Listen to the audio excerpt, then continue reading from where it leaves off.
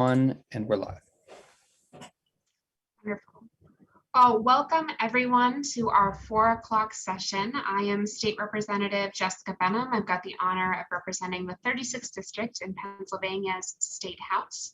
And I'm incredibly thankful that Representative Dan Miller asked me to help out and facilitate some of these sessions. This session is titled Coughing and Sneezing Are Ticks. Oh my, how COVID-19 made a difficult disability even worse. And our presenter, who I'll introduce now, is Sherry Myers-Weifel. Sherry has served as the administrator and a consultant with the PA Tourette Syndrome Alliance since 2007. She has extensive experience working with individuals with Tourette syndrome and other disabilities. And over her years at PATSA, Sherry has consulted at over 500 school and employment meetings and trained more than 250 diverse groups, ranging from elementary students to physicians. As administrator, she's involved in all aspects of the organization, including supervising staff, supporting the fundraising committee, planning the yearly day at the Capitol to secure state funding, writing grants, and supervising all program implementation. I am so excited for her presentation today. I think I'm going to learn a lot, and I imagine that those in attendance will as well. So with that, I will hand it over to Sherry. Well, thank you so much, and I'm very, very excited to be here. Our organization usually gets to be a vendor at the fair, and this year we're just really lucky and very happy that we're able to do a presentation for all of you. So let me just dive right in. As you mentioned, I'm with the Pennsylvania Tourette Syndrome Alliance, and we have been working virtually before the pandemic. So we're very lucky that we didn't have to switch gears. We do have a 1-800 number and a website that teachers and families can refer to. We have a physician's list there. We go all over the state to provide trainings such as this. We even have a longer training for educators and people who are working directly with students with Tourette syndrome. We also come in and do presentations for the other students because, as you can imagine, and I'm going to give you lots of examples, but as you can imagine, people with Tourette syndrome, especially children, they look at their other friend and they think, you know, why are they doing that? Why don't they stop doing that? And it's really important for them to be able to let the other students know that this is a medical condition and they can't really control it.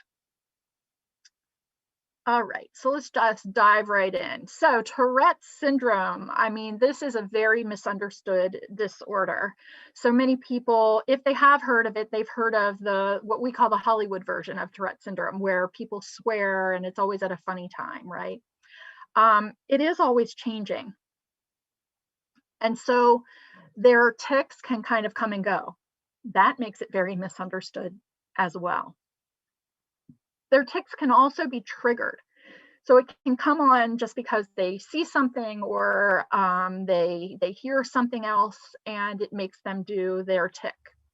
The other thing that's kind of misunderstood is that their tics can be suppressed at times. So some of the people can hold in some of their tics sometimes, and sometimes some people can't hold in any tics at all. And so that makes it very misunderstood as well. And stress and excitement makes symptoms worse. So as you can imagine, we definitely are seeing a lot of that with the pandemic and with, I'm sorry, my cat just was supposed to be put in a room, but there he is. So, so stress and excitement can make things worse. So not just worry and anxiety about things, but all the things that are changing. Think about how much stress we have all been under for the last year or so, and think about that as we're going into talking more about this. So we don't know a whole lot about Tourette syndrome. They've only been studying it since the 1960s, but we do believe so far that it's a chemical imbalance in the brain which causes this. So it's very important to know that, because I'm going to talk a little bit about what serotonin and dopamine do for our bodies. It is lifelong and it's neurological. This is not a choice. This is not a behavioral disorder. They finally identified, I think it was in 2005, a genetic component. They always suspected there was one, but we only saw about a 60% family history. But like I usually explain to people is that it's a change in a gene that they've found so far. So a family, they can have a change in that gene and then it will be passed down through their family.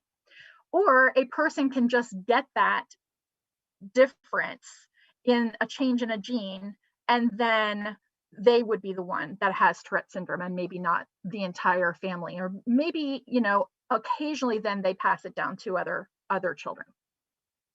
There's no medical test yet and there's no cure at all. All right, so what's important about dopamine and serotonin is that dopamine has something to do with our motor functioning and compulsions and perseverating.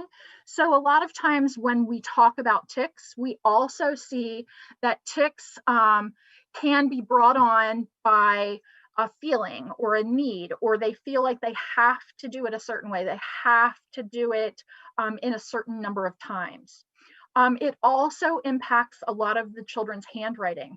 And if it doesn't impact their handwriting, that fine tuning of motor functioning, it may be that they're very, very careful with their handwriting. It might take them longer to do things, but then they might not know how to tie their shoes and they could be 16 years old. Okay, so there's dopamine has a definite effect on that. Serotonin has something to do with our mood and our sleep and cognition. And so all of those things can play into the problems that a person has when they have Tourette syndrome. Okay, so whenever I talk about this, it always seems so simple to just say, well, if it's a chemical imbalance, then we should be able to treat that with medication. A lot of us, when we talk about these things, it seems like that would be the easy solution. But the problem is that we've only been studying it since the 1960s. There are only 3 medicines that are FDA approved to be used for Tourette syndrome and for suppressing tics. And they have a lot of different side effects as well. So we have students that may have a mood disorder and they go on a medication and they get more depressed. And so they have to be very, very careful about this. It's something that, because it's a lifelong disorder and some of these medications haven't been studied well on youngsters or for long-term use. A lot of times medication is not something that the families and the neurologists go to for the first thing either. All right, so let me dive right into how Tourette syndrome affects education, because it does have a bit of an effect on education, whether it is that a person needs some accommodations because of their tics, or that they have a mood problem, or some other sort of situation where they are needing some accommodations within the classroom, like extra time and things like that. It does not affect their intelligence though. So it can be very complex though, and I'm going to talk a little bit about some of the other associated disorders later. But we have children all across the state that are on IEPs, some that have what we call a 504 plan, which would just be an accommodation plan. And we even have students who are on gifted IEPs, but they still need some accommodations. As you can imagine, I'm going to talk so much more about tics and what they're like, but you can imagine that a tic of coughing or sneezing or shouting something out would take your attention away from what you were supposed to be concentrating on. And so that makes things a little bit more difficult. So some of the examples that I like to talk about, and these are really just examples, a tic can be absolutely anything. That's one of the reasons that I wanted to do this presentation, because we've had so many students this year that, because they understand about COVID, because there's been so much attention to it, that they maybe never had a coughing tic before and now they've developed a coughing tic. Part of it is because they're worried, they're stressed, they're anxious. Other things that can be a tic, even blinking or shaking their head or doing shoulder shrugs and things like that. And they do it all day long. They do it sometimes in bouts of a couple at a time, sometimes constantly. So I like to give this example. If a person, if there's teachers here that are training today. If a student has a blinking tic where they have a very rapid blink, there's some things that you would have to think about, how difficult it is for them to read, how difficult it might be for them to write, or maybe just copying down from the board, just looking up and looking down and looking up and looking down. And if they're blinking all the time, it's going to be really, really hard. So those are the kinds of things that we talk about. Other motor tics that are more simple could be just a facial twitch or something. This is where it's really important for the other kids around them to know, because if they have a facial twitch that looks like they're making a face at someone, that other person might think they're being mean or tattle on them because they've made this face or something at them. They can also be complex, like twirling. I mentioned before that it could be something that could be triggered. So I worked with a boy who would twirl every time he went in and out of a door. And so we wanted to make him be the last person in line so that he didn't twirl and everyone run into him because of this. And it was a need that he had. It was a tic that he had. He could not control it. It wasn't something that he was going to be able to bring under any sort of control. All right, so let me talk a little bit about vocal tics as well. Vocal tics can also be simple or complex. Again, these are just examples. It can absolutely be anything. It can be throat clearing. It can be sniffing and coughing. And actually, throat clearing and sniffing are two of the most common tics. And so, again, you can imagine right now with COVID, with everyone being hypersensitive and worried about this, if these are the kinds of tics that someone's having, they may have a lot more attention drawn to them. They may have a lot more people looking at them. And then that's going to increase their stress and it's going to increase all of these tics. It's important to know if you have a student that you're working with who has Tourette syndrome, if you can find out from their family what their current tics are, that will help you immensely in knowing what kinds of things that might come up, might be needed to be talked about with the rest of the class, or just things that you can let go. Okay, so if they have a humming tic and they're just humming and humming, if you thought it was just a student in your class that was humming, you might say, hey, who's got the radio on over there? But if it's the student who has Tourette's, then you're kind of drawing attention to it and that might make it worse. Okay, so really important to know these things. More complex vocal tics could be things like making an animal sound, especially, if they see an animal or they're talking about an animal or they're, talking about a pet that they have. I also have stuttering listed here, but it's really important to know that a person can have a stutter without having Tourette syndrome. And so a stutter like that may have other medical interventions, speech therapy interventions. But if you are working with a student who has Tourette syndrome and they have a stutter, it most likely is a tic. Another one that I talk about here is forced speech. Okay, so it might not be what it is that they're saying. They might not be shouting out something, but they may talk really forceful. So they sound like this all the time, and people take it and want to back away from them, and they take it to feel like they're angry with me or they're upset with me or something. So just so you know that absolutely anything, any word, any sound, any combination of words can be a tic. And then there are those other specific motor and vocal tics that we have identified over the years. One that we talk about, and the one that I have mentioned before that people think of when they think of Tourette syndrome, is coprolalia. Okay, those socially inappropriate words or phrases. It does not have to be swearing. It could be saying something rude or mean or something that people might take the wrong way.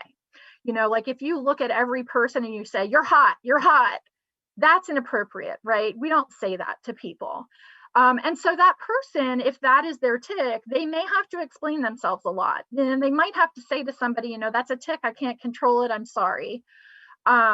They don't have to explain every time for every single person, but they might have to explain it quite often. One of the things about this is that only 10 to 15% of all the people who have Tourette syndrome experience coprolalia, but you can imagine that it would be very difficult if you were yelling out the F word or some other inappropriate phrase or word just any time and you couldn't control it. That would be very, very difficult. Going along with that, some of the students and some adults with Tourette syndrome have copropraxia, where it's an inappropriate touch or inappropriate gestures. And it doesn't have to be, something that, again, would be sexual in nature or any kind of gesture that is something that everyone else would interpret. Okay. It may just be that, walking up to somebody that you've never met before and touching their hair, that's inappropriate, right? And they may feel that they have to do that. Okay. Echolalia, palilalia, and echopraxia is like echoing and repeating either what you are saying or what someone else is saying, or repeating their actions. So it's really important to know too, because if this is a student that you're working with that has Tourette syndrome, and they are echoing you or repeating a student in the class, other people might think that they're just doing that on purpose. They're doing that to be mean. They're doing that game where you say something right after somebody else. So it's really important to know if they have this. Now, there are also unseen mental tics, and these can be pleasant or scary. It might be something that makes them laugh out loud, out of turn, when you have no idea why they're laughing.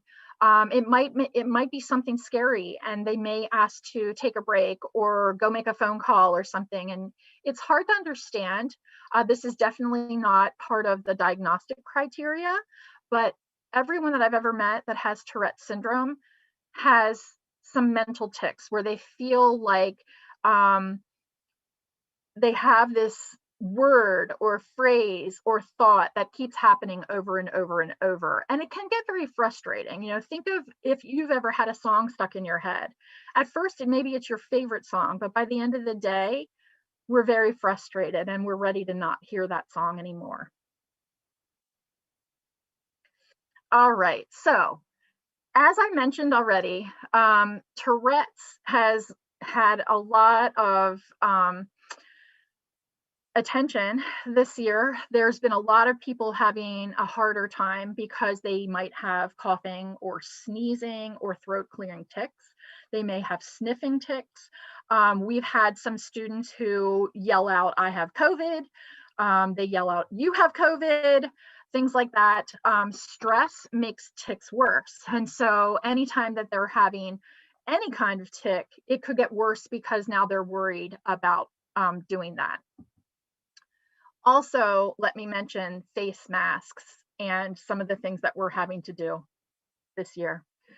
A lot of our kids have sensory issues, and so they don't like how certain clothing feels, or they may be bothered by some other things. So having a face mask and something across your face, it might draw their attention. And so that might bring out different tics. I have a student that I work with who's a teenager, and it's brought out a spitting tic.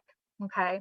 Now it's okay if you're spitting inside your mask, it's still, people are going to notice, and it might be a little strange. But it's a problem for them because they feel like everyone's looking at them, and they feel like they're having a problem, and they might need a break.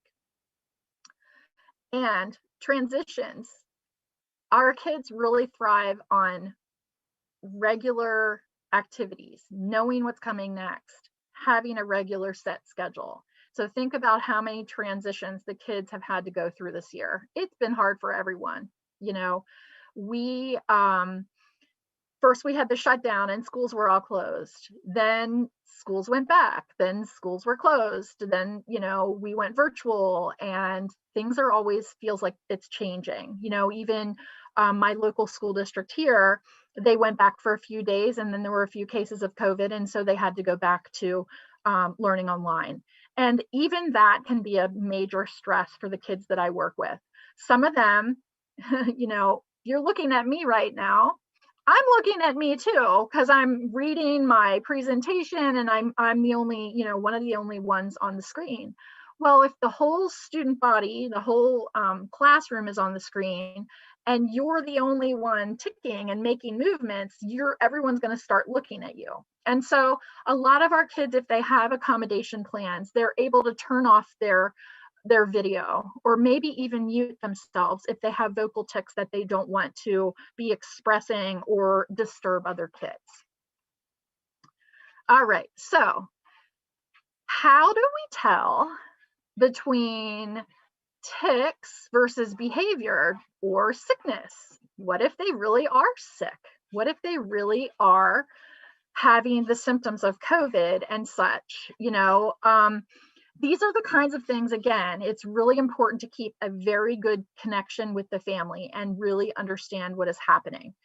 If a tic can come up very suddenly, and as I said before, it can wax and wane and change without forewarning, okay?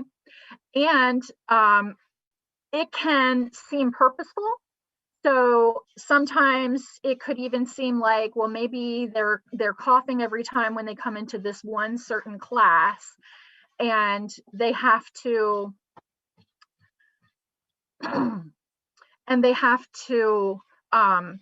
leave to go to the nurse.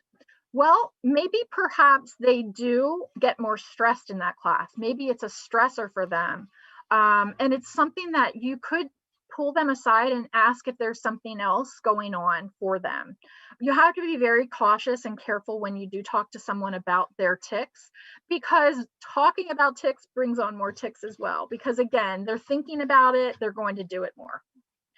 A lot of times, the kids that I work with are, if they're older, especially, a lot of the times they do recognize and they will tell you, nope, that was a tic. Or they'll say, you know what, I chose to say that. I really didn't want to do that work. And I really did, ask for a break, but I really needed it for stress, not for tics. Okay. There's also some students who have self-harming tics and things like that. So it's really important to know, again, what it is that they have as tics. And I have mentioned that they can suppress them at times. We don't recommend that they try to suppress it, because when you let a tic out naturally, it just is like opening a soda can. You know that little sound when you open a soda can, right? So it comes and it goes, right? If they hold in their tics, it's going to come out 5 or 6 times worse. And so for the amount of period of time that they hold in their tics, it's going to come out like an explosion of tics.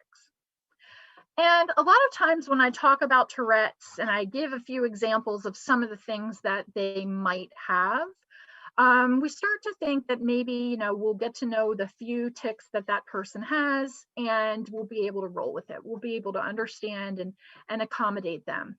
We have a picture here of one of our previous students, and he had 45 tics that he was dealing with on a daily basis. So some of them were mental tics, some of them were loud things, some of them were things that no one else would even know, but they bothered him a lot, okay?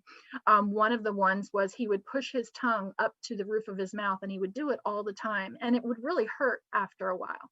And so we don't always know what it is that they're dealing with, so just trying to be patient and give them extra time for many of the things that they need to do is very important.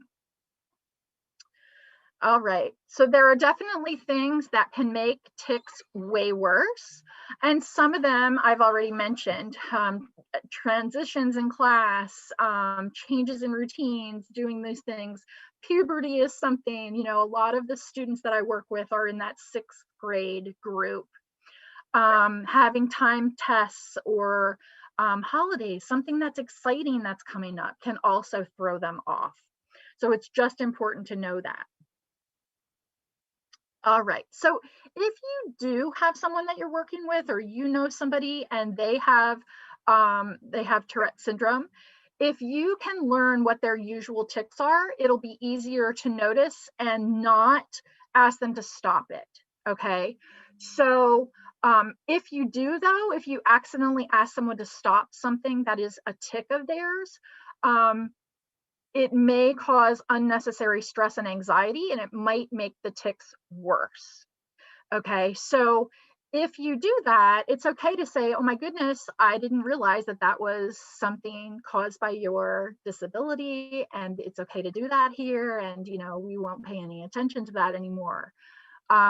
If it's something that really, really bothers them and they're doing it very loud, they may ask for a break or a way to leave the classroom and walk or do something that will get their mind off of it. Sometimes distracting, either a teacher can distract them or they can distract themselves from a tic, and sometimes that will help reduce it. All right. So I can't see any of you today, but one of the things that we do in our educators trainings and also in our peer trainings is we have everybody experience just a little bit of what it's like to have Tourette's syndrome. So I'm going to explain what it is that we usually do, but I'm not going to have you do it, okay? But you can certainly do it on your own, just to experiment and just to see what it feels like, okay? So with the educators and with you all, what I usually do is we tell everybody, we're going to do a little writing sample. It's going to be something pretty easy. I'm going to only give you a minute and a half to do it, and that's about all the longer it should take you to do it. But as you do this, every time I clap my hands, so every couple of seconds when I clap my hands, you have to do a tic, which is a tap tap. Okay, so you're writing and then I clap my hands and you tap tap. Oh, and OCD goes right along with Tourette syndrome. And so we usually have them also cross out and rewrite every third word. So we have them write the Pledge of Allegiance. A lot of us really know that. We've said it over and over during our lifetimes. And so it's memorized. All right. So as we do this, and as everybody, they're starting to write and they have to cross it out, and I keep clapping, and then they, have to tap and everything, you can imagine what you end up doing. You reread where you were, and then you have to tic again, and you can't ever get through the whole thing. So it really helps teachers and anybody that we're working with to really understand what it's like for somebody with Tourette's, because if they have a hand tic or a loud tic or any kind of tic, even if they're trying to hold it in, it's taking them off of what they're trying to concentrate on. Okay, and with the students, we actually have them stand up and say the Pledge of Allegiance when they have to do a coughing tic, or a sniffing tic, I guess is what we usually do. And it really helps everybody understand, like, this is not easy, and this is only a minute and a half. Okay. All right. So what we usually ask schools and families and anyone working with a student with Tourette's or even an adult with Tourette's is to do some accommodations. Think about the tics, think about the struggles that they're having. And the first one, the most important one, is understanding it and accepting that they have a difference and that it's going to take them a little longer to do some things. We had a student one time who, this says common sense, like, let's do something that's easy to apply. We had a student who, one of his tics was he would hit himself in the head, and not just a little bit like this. He would do it so much and so often and so hard that he had a bald spot there. Okay, so what is any way that we can help him? Can't reduce the tic, can't stop the tic. What are we going to do to help him live with that and, not have a bald spot on his head and not be drawing so much attention to himself? So thankfully, he thought it was cool to wear a bike helmet. Okay, not everyone would, but he thought it was cool. So when he would have this tic, which he didn't all the time, but it would come in spurts for a month at a time or 2 months at a time, he would wear a bike helmet and then he could tic. Okay, well, now what's he doing? Now he's hurting his hand and his wrist.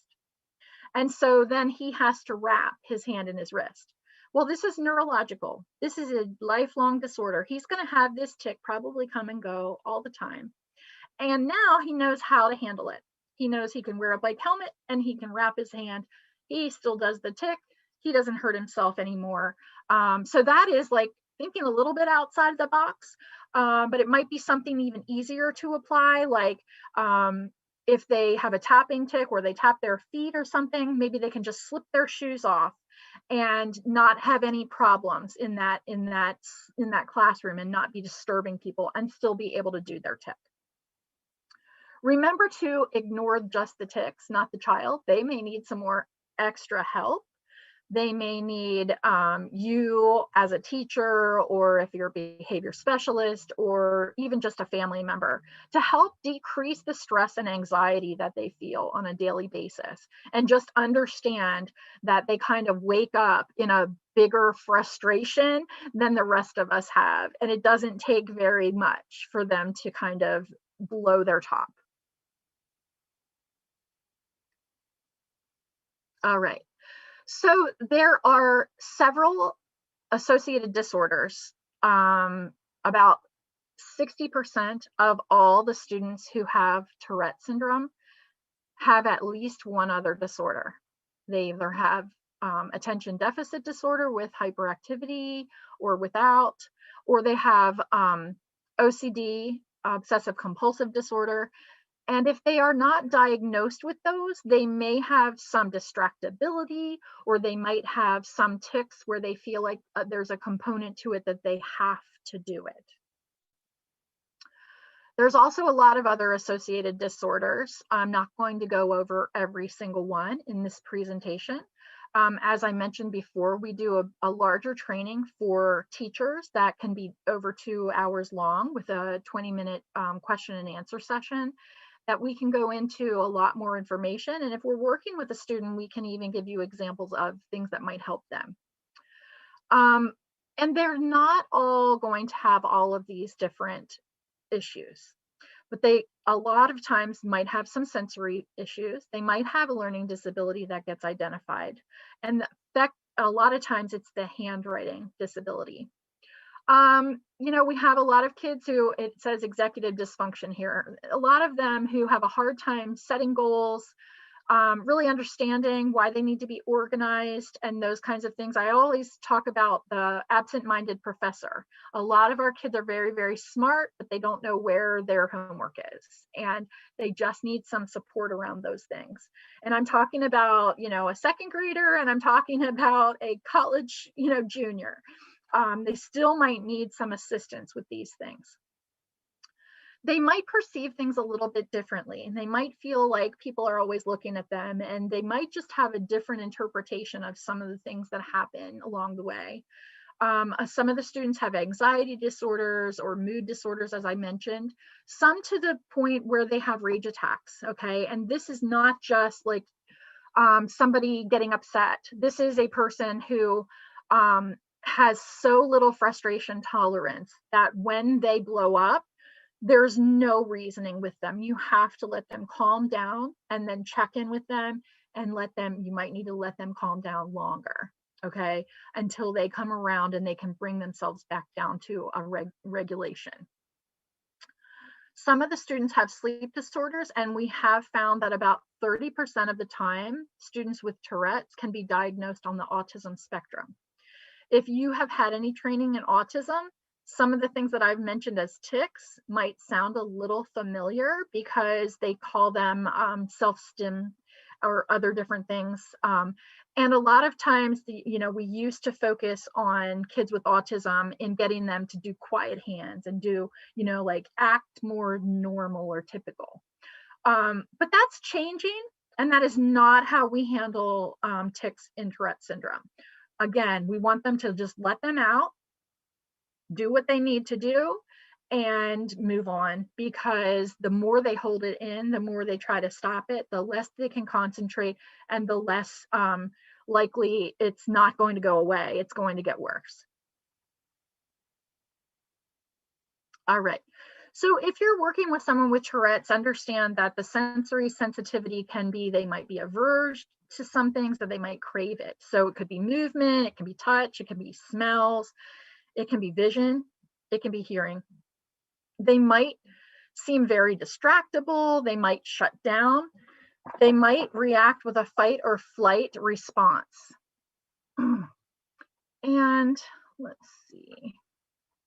Sleep disorders as well can happen a lot. They might require more sleep, or They might have trouble calming themselves in order to get to sleep.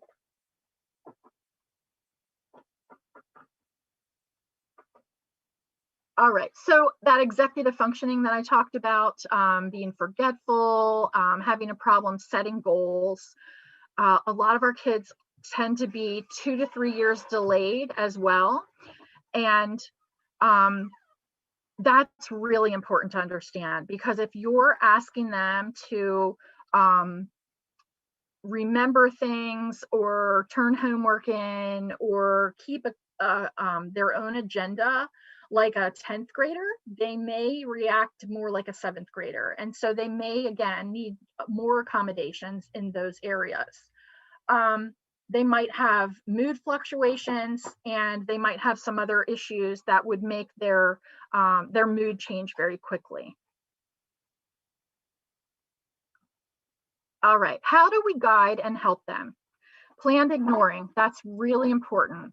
Allowing for breaks or extra time, and then using positive behavior plans, only positive. Don't ever take away something that they've already earned, and don't have it start over every week. You might want to have them have input into what the rewards are as well. And try to err on the side of caution. Whatever is happening, it might have to do with Tourette syndrome. And we want you to think of that first before thinking of anything else. So, in-person versus virtual, how has this affected our students? Well, I can tell you it's different for every student. Some of the students are doing better in virtual because they might have a parent at home who can help keep them on track. Or they may have, a little less of the social things going on. So no one's looking at them, no one's making fun of them in the background that no one is noticing. They might have, they might do better in school because they have access to support. Maybe there's no parent at home with them, and perhaps when they're in school, they might have a one-on-one support, or there might be a one-on-one in their classroom. They might have some way, it just depends on each student and what it's like. Some of the kids are finding that if they're allowed to mute or stop the video, that is helping them. The technology a lot of times is helping them. They might have more of an ability to take a break at home. So they could turn off their video, mute themselves, and do jumping jacks while they're listening. But if they did that in the classroom, they might be distracting everyone else. Okay. So it's just really important to know the student and try to help figure out what other things they might need. I was told recently that some kids, even if it's in their IEP, they get in trouble for stopping their video. But that's really, really important. If it's in their IEP or if it's in their 504 plan, we really, really need to let them do that. All right. So there are some really great things online, but there's also some really bad things online. So there's people who are out there who make fun of Tourette syndrome, or, we have to be very cautious when we're on the internet and that we're getting good information. So there's a book that a lot of schools have called Teaching the Tiger, which can help with accommodations for ADHD, OCD, and Tourette's. A lot of schools have that. If not, it's on Amazon. We were able to buy a few copies, so it's definitely out there. We have our website, patsainc.org. You can always refer to our website, and we have a lot of links there that can help families and can help people and school districts understand. There's a couple of other things online that would be very, very helpful. And I should be to the point of my presentation where I'm asking if there's any questions. Wonderful. Thank you so much for this incredibly informative presentation. As a reminder to folks, you can drop any questions that you might have in the Q&A section. The first question that we have is if you can talk a little bit more, I know you touched on it in your presentation, but if you could talk about it a little bit more, ways in which folks who do not have Tourette's, who do not have tics, can work to be more accepting and provide a more supportive environment for those who do. Okay, well, again, I think it also depends on what kind of tics somebody has. For example, we have a family camp every year, and it's usually in person, but this year it's virtual. But I know we have a student who would come, and the first couple times that you would hear his tic, because his tic was, hey, okay, now it probably scared everyone, okay? And it would scare you the first couple times that you hear it, and he knows this. Everyone jumps at first. But as you hear it more and more, you look at him less and less, okay? So it's also okay to say, you know what? Wow, you scared me, but it's okay, okay? We don't want to pretend like it's not there, but you also don't want to laugh at them unless they're laughing at themselves, okay? So it can be very difficult. And, you know, I think somebody had mentioned and said, you know, like, Tourette's is my like jerk detector, because they can tell if a person is accepting or if they're going to be a jerk by their reactions. So, you know, just being mindful of that and knowing that you understand or that you've had a training on it can help you as well.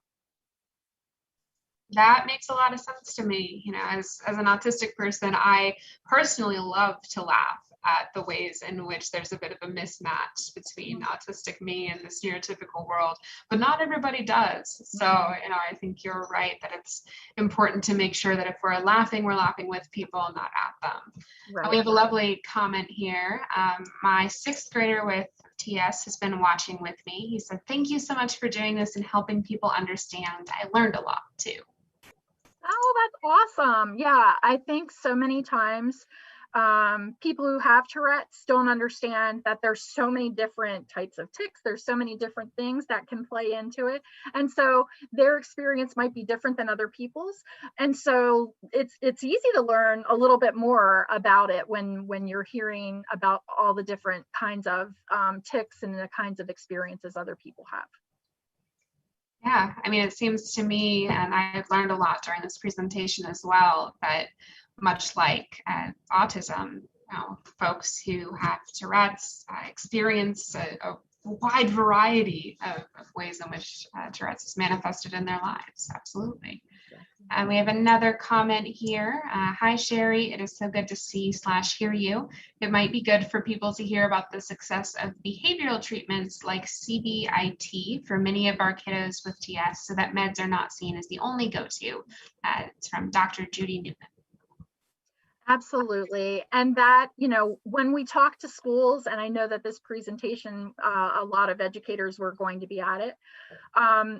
We call it CBIT for short, a comprehensive behavioral therapy intervention for tics. And it is quite, it's very therapeutic, and it really does help a lot of people, but I don't really mention it too much to the schools, because it is about a person being able to hold in a tic. And it takes a one-on-one, it takes a highly trained person and a highly motivated person who wants to modify their own tics. Okay, so it's not going to be the tics that maybe their parent wants them to get rid of, the one that really bothers them. But like the boy that I was explaining before, he might want to get rid of that one where he was pushing on his tongue up to the roof of his mouth because it hurts. But he might not want to get rid of the one that's really loud that might scare everyone. So because it just doesn't impact his life the same way. That makes sense. I think so much of it is personal, you know, and I know for me with autism, sometimes there are ways in which I modify my behavior to make neurotypicals more comfortable. Sometimes I wish neurotypicals would modify their behavior to make me more comfortable, but you know, but it's a choice. It's a personal choice for me to say, in this instance, I will behave in this particular way. So we have another question here. Is there an underdiagnosis depending on gender, specifically for girls, like there is with autism? Well, I don't know about an underdiagnosis. So what they did in 2007, I think it was, they did the first study of its kind to find out really how many people have Tourette syndrome. And they did find that it's 3 to 4 times more prevalent in boys than in girls.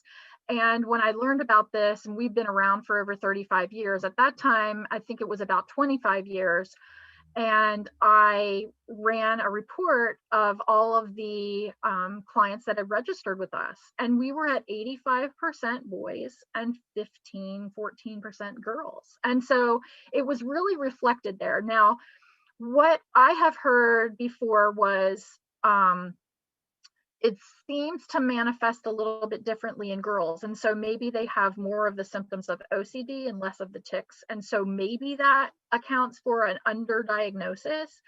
But it just seems like that has been pretty consistent throughout. And I don't know that it's an underdiagnosis. That makes sense. I think sometimes it can be hard to tell, right? I mean, especially with these disorders that we're still learning so much about. Exactly. I think with autism, much the same way. We have another comment here. The Movement Disorders Clinic at Children's Hospital in Pittsburgh has helped us learn some great relaxation and anxiety reduction techniques to help get some sleep. That's wonderful. And one of the ways that we interface with them is we have a representative from our organization that goes every month to their TS clinic and meets new families and shares with them our information. And that way they can get registered with us, that's free, and gain the support and services that are free.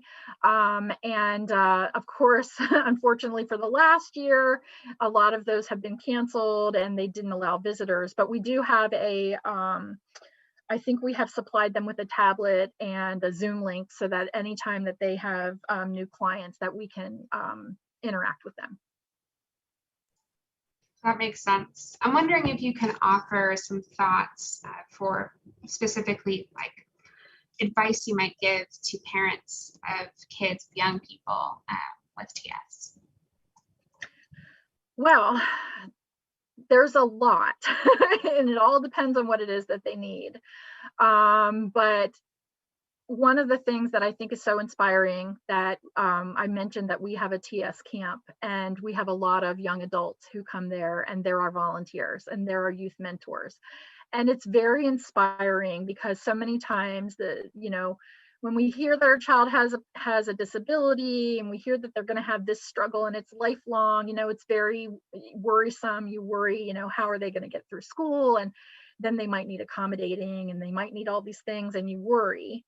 And when they come to our camp and they see older young adults who are successful, who are doing jobs, who got through college, who are have a family and are doing all these things, it can be really, really inspiring and just like, take some of that away. We all worry about our kids no matter what. But I would say get the information that you need, make sure you have a team supporting you as far as doctors, if your child needs a therapist. PATSA is here to help any family in Pennsylvania. We help walk through those special education meetings, or just help people explain to the school, because that can be difficult sometimes, it really depends on that student's tics and what that school has experienced before as far as other kids with Tourette's. But I would say don't give up, look for support, and your child is going to make it. I really love that, and I know for me too, there were autistic people that I looked up to. And certainly now I hear from lots of autistic young people about how they look up to me, which is very strange still, very, very weird still for me. I heard you talk about employment a little bit. So I'm wondering too, if you have thoughts on employment or maybe suggestions for employers as well. Well, definitely. And that is something that we don't have to do very often, but we have in the past. We've had to train employers about Tourette's, but a lot of times the adult with Tourette's will take that on themselves. And so I know of one example, we had a fella and one of his tics is a sniffing tic and he does the like that a lot. And it was a car sales place where he worked, and he started hearing this murmuring of people saying, does he do drugs? Is he sniffing something or whatever? And when he heard that murmur, he asked his boss if he could do a training. And so he was able to explain to them, look, I have had this since I was 5 years old. I have done this tic since I was little, and I'm not doing drugs. And this is Tourette's, and this is what it is. And it just went away then, and so that's the kind of thing that if we need to come and help support that, but a lot of times the adult can do that on their own. And that kind of self-advocacy is really important. It's something I think it's not something you ever arrive at, right? It's a journey that as a disabled person, you're always kind of moving towards this journey you're on. So I love to hear stories about other folks with disabilities figuring out how they advocate for themselves, because each of us has to kind of do it in our own different way. Yeah, and with Tourette's, it's so different. You can't just look at somebody and say, I have Tourette's, and then they say, well, no, you don't swear. Right. There's so much misconception over what it actually is. Yes. No, I've got a couple members of my own family who have Tourette's syndrome, but tics that most folks would not notice. And people don't have any conception over Tourette's outside of folks who spontaneously can't help swearing. It's a major problem. Right. Well, I think that is it in terms of questions that I'm seeing in the chat here. So if you would like to offer maybe some final words and a little bit of the key takeaway that you'd like us to pull from this, that would be great. Oh, the key takeaway, like I said before, I can talk about Tourette syndrome all day long. It isn't my job, and it has been this is my 14th school year. But I have met so many amazing people through this position, through working with the kids, and I've seen so many kids go from second grade through high school and into college. We really stress acceptance. It's so important, and it's important for everyone, but it's particularly important for the people that we work with. And one of the ways that we do that is even through our board of directors. We're a nonprofit, and we have the 16-member board of directors. And right now, my president and vice president both have Tourette syndrome. And they have been the kind of people who have been out there advocating, training other people, and they, I'm not outing them. This is what they do. And we have a number of other people on our board that have Tourette's, or they're affected by having a family member who has Tourette's. And so, it's not going to hold you back.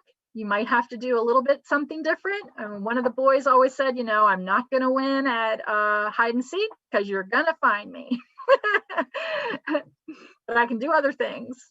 No, I love that. I think that's an incredible way to end this session, to really focus on that idea of nothing about us without us, right? To have a board, to have an organization that centers the lived experiences of people with Tourette's is really incredible. And so I commend you for doing that work.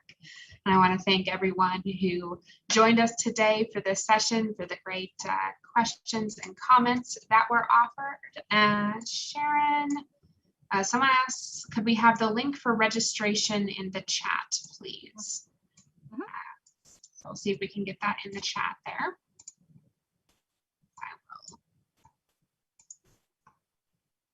Is somebody else doing that? Okay. It's just www.patsainc.org. We have a registration page, right from there, and all kinds of information. So and we're on Facebook and LinkedIn and everywhere that we're trying to make sure that people are aware of Tourette's and what the struggle is, and that we have trainings and supports, and even trying to get into community organizations and anywhere that wants me to talk about Tourette's syndrome, I'm there. That is incredible. Thank you so much. And I did get that link into the chat there, so folks should be able to see it. And I just want to say, thanks again, everyone who attended this session. Thank you, Sherry, for offering your expertise and enthusiasm with us. It is so wonderful when people are not only knowledgeable, but incredibly passionate about their work. I really appreciate that about you. And of course, to Representative Dan Miller for putting together this summit and for his incredible staff who really have enabled the nuts and bolts of this virtual forum, this virtual summit to occur. So thank you all, and of course to my own staff as well, who's been part of this too. So thanks everyone for participating, and I hope to see you all around soon.